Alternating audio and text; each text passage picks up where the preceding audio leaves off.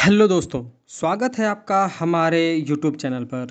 दोस्तों, बहुत सारे कमेंट्स आए हैं और हमने कई साइटों पर देखा भी है कि जब भी लोग कंस्ट्रक्शन का काम करते हैं और जो हमारी प्लिंथ की हाइट है, अगर वो 7 फीट 8 फीट के अराउंड उसकी हाइट होती है, तो वहाँ पर कंस्ट्रक्शन में ढेर सारी मिस्टेक की जाती हैं। तो आज के इस वीडियो में हम ये देखेंगे कि अगर आप कोई कंस्ट्रक्शन कर रहे हैं और जो आपकी प्लिंथ की हाइट है वो 8 फीट के अराउंड है, 7 फीट है या 8 फीट है, 8 फीट से ज़्यादा है, तो आपको किस तरीके से वहाँ पर कंस्ट्रक्शन करना है। क्योंकि मैक्सिमम जगह पर देखा जाता है कि जब प्लिंथ की हाइट ऊपर रहती है, घर बन जाता है, उसमें फिलिंग वगैरह हो जाती है, तो बाद में चल कर के जो हमारे आउटर वॉल होते हैं उसमें बड़े बड़े क्रैक्स नज़र आते हैं।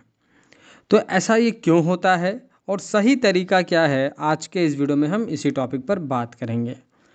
दोस्तों, वीडियो में आगे बढ़ने से पहले आप सबसे एक छोटी सी रिक्वेस्ट है कि प्लीज़ वीडियो को लाइक कर दें, और अगर चैनल पर नए हैं, कंस्ट्रक्शन से रिलेटेड ऐसे ही इन्फॉर्मेटिव वीडियोज़ इन फ्यूचर देखना चाहते हैं, तो प्लीज़ चैनल को सब्सक्राइब करके बेल नोटिफिकेशन को ऑल पर प्रेस कर दीजिए। दोस्तों, जैसा कि आप सब जानते हैं कि जैसे ही हमारी प्लिंथ की हाइट बढ़ती है, तो अगर खेत में घर बनवा रहे हैं या फिर ऐसी जगह घर बनवा रहे हैं जहाँ पर आप बेसमेंट नहीं बना सकते हैं, तो वहाँ पर फिलिंग करते हैं। चाहे आप सॉइल की फिलिंग करें, चाहे सैंड की फिलिंग करें, लेकिन आपको उस हाइट को फील करना होता है। मान लीजिए आपका ग्राउंड लेवल से अगर आपका जो प्लिंथ लेवल है वो 7 से 8 फीट की हाइट पर है, तो आपको तो उसमें फिलिंग करना ही करना है। तो उस केस में क्या मिस्टेक की जाती है कि जब मिट्टी को भरा जाता है या फिर सैंड को भरा जाता है, तो एक ही बार सैंड को और सॉइल को भर देने से उसमें एयर वॉइड्स रह जाते हैं। वो धीरे धीरे चलकर सेटल होते हैं, तो आपके फ्लोर में क्रैक्स आते हैं। सॉइल जैसे जैसे फिलिंग होता है वैसे वैसे नीचे बैठता है। उसके बाद धीरे धीरे समय के हिसाब से उस पर लोड आता है, तो वो अपने पोजीशन को कंफर्म करता है, अपनी जगह पर बैठता है, सेटलमेंट होता है सॉइल में। तो उसकी वजह से जो हमारे आउटर वॉल होते हैं, जैसा कि आप इस वीडियो में देख सकते हैं, ये हमारा आउटर वॉल है, इसमें ढेर सारे क्रैक्स पड़ जाते हैं। क्यों? क्योंकि उन मिट्टी या उन सॉइल का लोड, उस सैंड का लोड हमारे इन्हीं आउटर वॉल पे पड़ता है, और इससे आपके कंस्ट्रक्शन में बहुत बड़ा नुकसान हो सकता है। तो तरीका ये है कि जब भी आप सॉइल या सैंड की फिलिंग करें, तो अच्छी तरीके से उसको फिल करें। अब फिल करने का तरीका क्या है अच्छी तरीके से? पहले आप 1 फीट से 1.5 फीट 2 फीट की हाइट तक मिट्टी की भराई करें। उसके बाद उसको प्रॉपर तरीके से कॉम्पैक्ट करें, ताकि जो उसके एयर वॉइड्स हैं वो निकल जाए। उसके बाद फिर 2 फुट 1.5 फीट की मिट्टी भरें, फिर उसको कॉम्पैक्ट करें। यानी कि आपको लेयर बाय लेयर भरना है।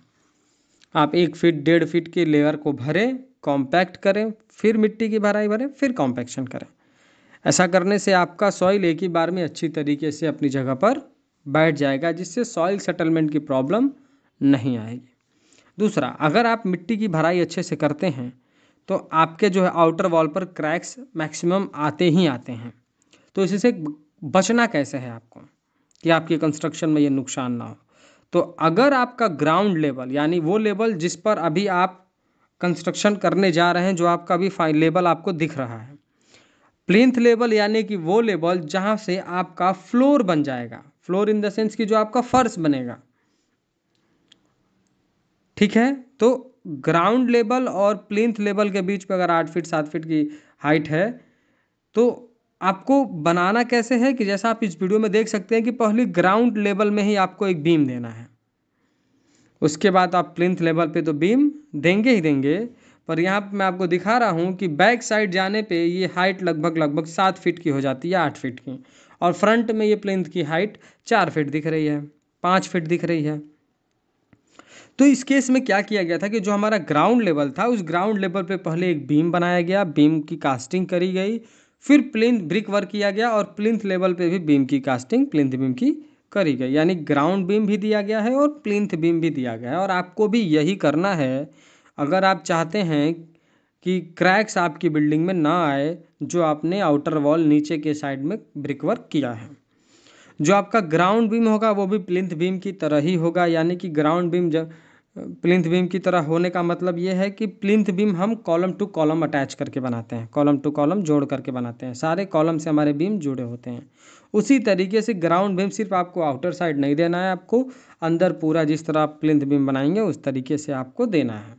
चारों कॉलम, जितने भी कॉलम है चारों दिशाओं में सबसे मिले होने चाहिए, ये आपका सही तरीका है।